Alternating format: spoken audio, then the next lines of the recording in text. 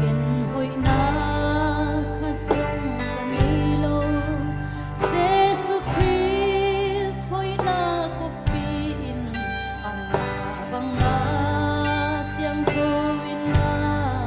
hon kong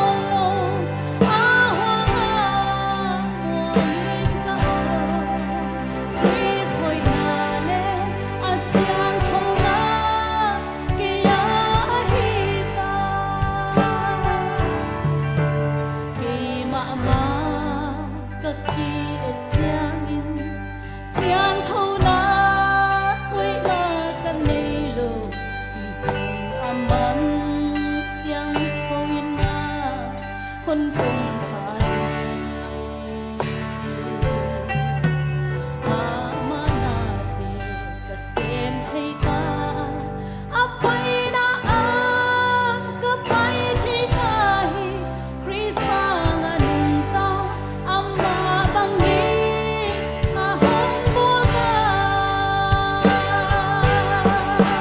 คริสต์หอยนาเกียฮีตา